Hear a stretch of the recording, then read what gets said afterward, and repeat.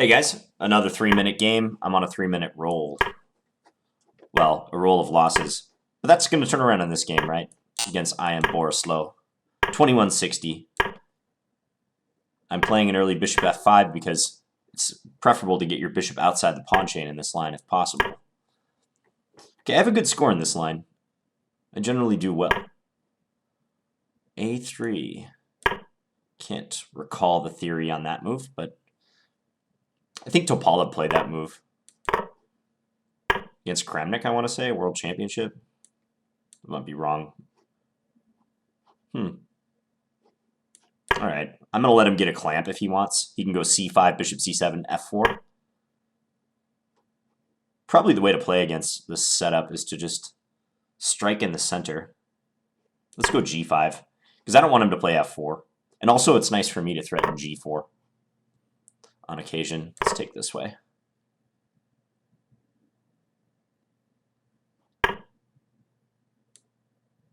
Yeah, let's go there. Now, if he goes h4, I can go g5, actually. That's kind of funny. But then he might play h5.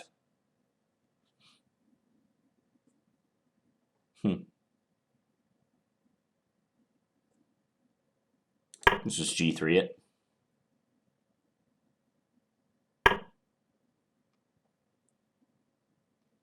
Queen e7. Threaten bishop takes f4. I might end up losing that pawn. It's very possible. But for now, I don't mind.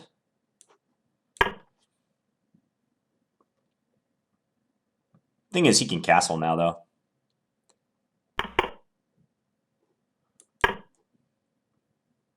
We'll see. Yeah, I think this pawn is a goner. Maybe he just takes on d7 and then plays knight e2 and takes it. Or that. He can do that, too.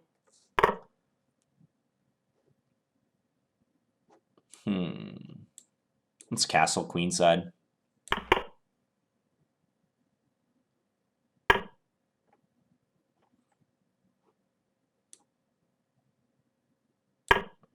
I'm threatening d4 now.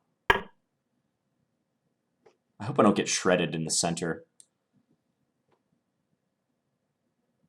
Knight f4? Sure, why not?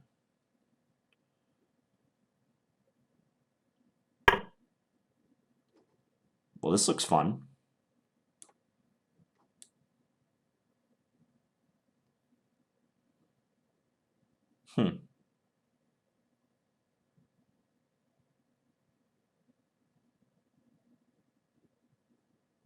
Boy, this is sharp.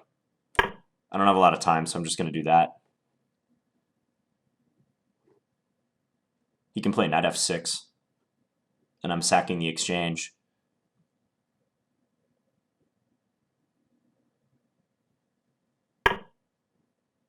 Yeah.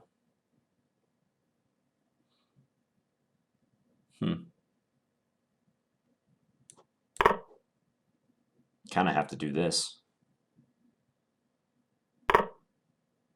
Even though I don't like it.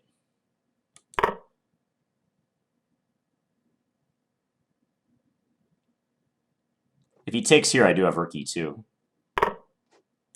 I think this is good for me. Check. Hide the king. Maybe rook takes g2 is not that big of a threat, though. Yeah, it's not. That's annoying. He can just play bishop d4.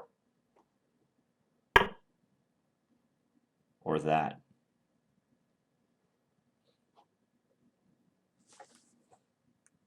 Can I take here? Check. Yeah. And I'll take here. Check. Take there. I think I'm winning, guys. I think I'm winning. Check. Sweet. Check. Check. Don't want to get too excited, but I think I'm winning. Check. Let's just advance this guy. You can't do that, can you?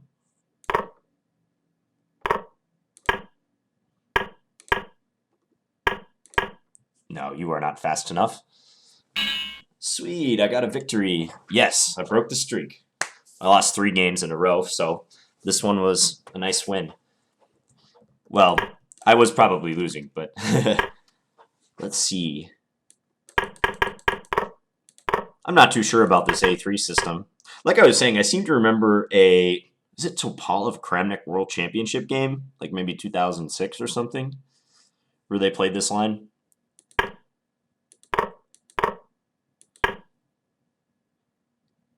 I don't trust this for white, this whole early queenside expansion, but then again, I don't see a refutation for black either.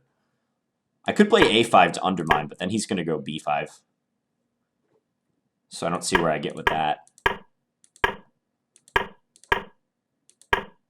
g5. This was an interesting plan. It's possible taking with the c-pawn is better. Conventionally in these structures, when they capture on d5, black is supposed to take with the e-pawn. But the c-pawn capture is okay, I think, in this case. I say supposed to take with the e-pawn because usually there's some c-file problems for black. Like a very common scenario would be for black to have their queen on c7 and white posting a rook on c1. And in that case, black would be hesitant to take with the c-pawn, right? Because of discoveries or potential discoveries. But yeah, here, I wonder which one is preferable. Because knight b5 is not a big deal, right? Like if this happens, I mean, probably just bishop e7. So I'm curious which one the engine will think is preferable. Yeah, it says c takes d5. It does like that one. So I took this way. Maybe this was not so good. I had a feeling when I played g3 it wasn't sound, but taking on h3 seemed a little banal. Also, when I take on h3, he takes with the bishop. He is threatening bishop takes d7, discovered attack. So I'd have to do something with my rook. He's probably better here.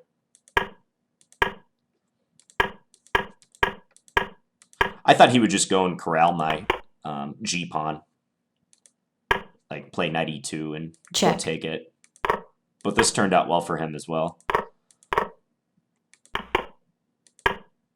Got sharp roundabout here. I moved my bishop back and he played bishop b2. And then knight f4 and he took the liberty of advancing. I mean, I almost feel I should have some sort of mating net ideas. Like with check, for instance, because then if he comes here, I'm just so close to being able to crash through on the h-file. I mean, I probably can in this case. Yeah, like knight takes h3 is looking good. He can take here, but I don't know, actually. Even this is really sharp. Possibly not in my favor. Wow, cool line here would be like bishop takes h8, knight f2 check. Let's say knight takes and then rook takes. Check. Oh, but he has moves like this to defend. Wow. Boy, is this ever getting sharp. Rook d8. That rook e8. I just played that because like I had already spent a little bit of time on it. I didn't want to get too far down. Because if you stop and think in a 3-minute game in a tactical position like this, unless it's something clearly you should give a lot of thought to, it's probably a mistake to think so long.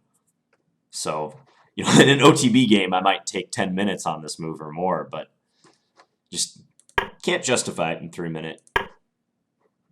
Well, let's see what the engine says. Engine says, whoa, rook takes h3, huh? Why does that move work? Rook takes h3, g takes h3, queen takes f5. No kidding.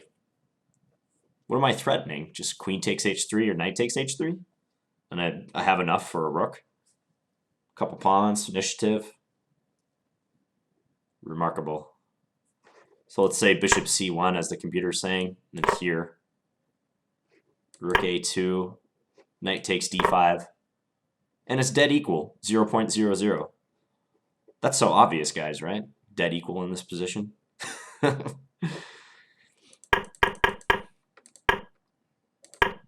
Boy. To properly analyze this game, I would probably need you know, at least 30 minutes or so. Right now we're at 10 minutes on the video. So I'm just going to check a couple tactical things. That's about it. Okay, like my knight f4 move, d5. So I should have played rook takes h3 here. So that wasn't any good. What about bishop Check. e6 check? Yeah, that's probably no good because it undefends this knight. So rook h e8, knight comes in.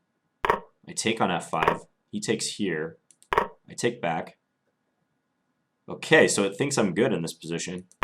Here, knight takes h3. Wait, knight takes h3. Oh, wow. Does this work Check. still again? Queen takes. Yeah, I didn't give enough thought to this sacrifice on h3. That is very nice, because the point is I'm threatening mate, right? And if he plays, like, queen g2, he's just going to get destroyed after bishop b6. That is very interesting. So he would have to move his rook in this case? Yeah, let's say rook fd1 is the engine saying. But then check. What's wrong with bishop d4? Probably rook e1. Check. Oh, that's cool. Wow. Check. There's so many tactical resources available. Wow. So black is just flat out winning here, according to the comp. Knight takes h3. And I assume if he goes this way, yeah, knight f2 check is good. King g1. I can just take his queen and still be winning. Rook e2. Yeah, I guess at this point, black's only down the exchange, but not even really down anything, because material-wise, I'm doing awesome. And I'm threatening knight h3, followed by rook h2 mate. And the bishop is hanging. Oofda. That's what we say here in Minnesota. Oofda. It's like an expression of surprise.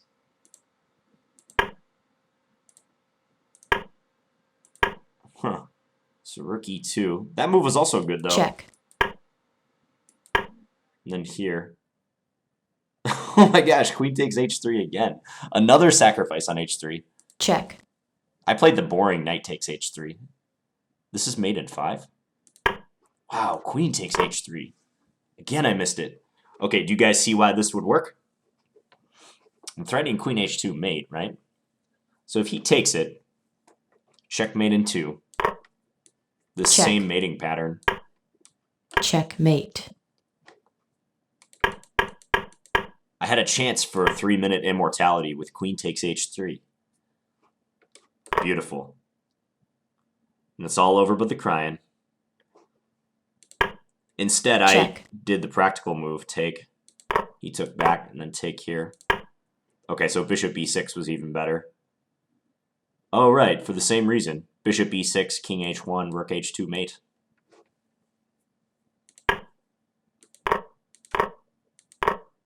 Check. Yeah, and now I was winning.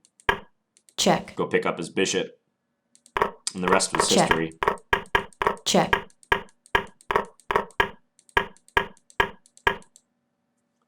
Kind of a shame that this was a 3-minute game, given that position we got into. Would have been really interesting to have this in, you know, an OTB game when the clock might be a little more generous and we're able to navigate some of these complications. My gosh, the position blew up fast.